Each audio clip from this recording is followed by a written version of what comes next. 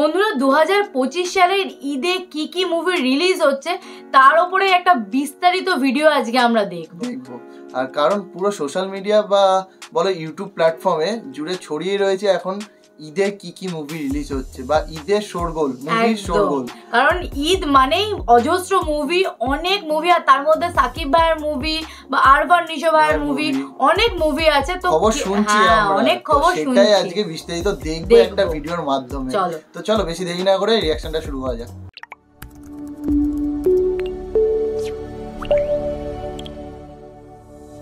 স্বাগত জানাচ্ছি আনন্দ যোগে।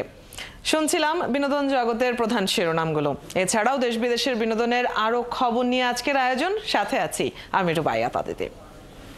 ঈদের সিনেমা নিয়ে মাতামাতি নতুন কিছু নয়। প্রতি বছরের মতো এবারও মুক্তির মিছিলে রয়েছে প্রায় অর্ধ ডজন সিনেমা। শাকিব খান, আফরান নিশো ও সিয়াম আহমেদ ছাড়াও তারকাদের ছড়াছড়ি থাকছে এবার। প্রেক্ষাগৃহেও দেখা মিলবে তারকা ও মহাতারকাদের।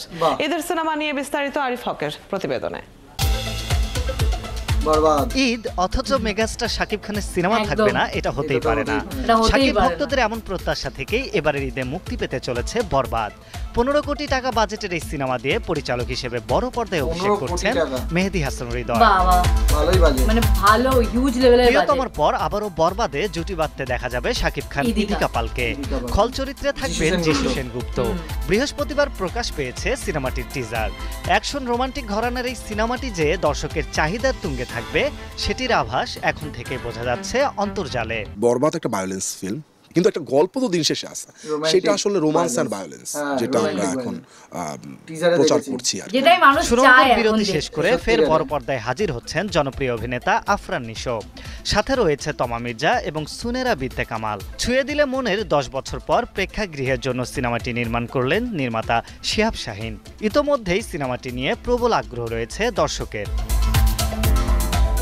শানের পর আবারও সিয়াম আহমেদকে নিয়ে জঙ্গলি নির্মাণ করলেন এম রাহিম। সিনেমাটিতে সিয়ামের বিপরীতে দেখা যাবে শবনম বুবলিকে এবং বিশেষ একটি চরিত্রে রয়েছে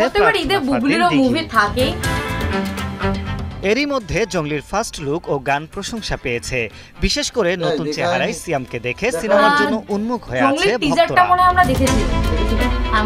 তৃতীয়বারের মতন জুটি বেঁধে পর্দায় আসছেন আদর আজাদ ও শবনম বুবলি।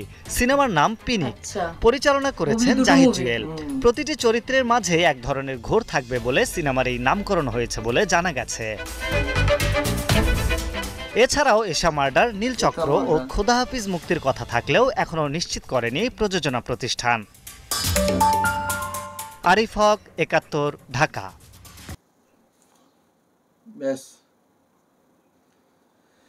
এইটুকুনি ছিল এই ভিডিওটাতে, আর ভিডিওটাতে অনেকটা ইনফরমেশন পেলাম।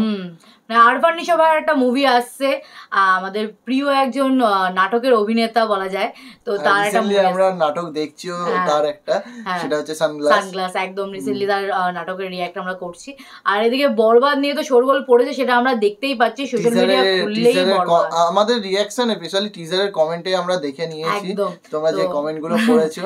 একদম সাকিবিয়ানরা হচ্ছে টিজার নিয়ে খুবই মাতামাতি করছে। আর সত্যি টিজারটা একটা এক্সট্রা লেভেল, আলাদা লেভেলের হয়েছে, অনেক কিছু হিট দিয়ে দিয়েছে। একদম মুভি হিট, এক কথা হিট হয়ে যাবে মুভিটা।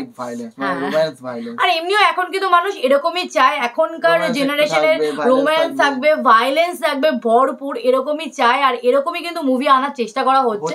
একদম যেমন তুফান দেখেছি আমরা, তুফানটাও দারুণ সুন্দর ছিল, কিন্তু বরবাদটা মনে হচ্ছে একটা অন্যই লেভেল ক্রিয়েট করবে। আর তারপরে বরবাদের যা বাজেট, মানে অনেকটাই হাই বাজেট।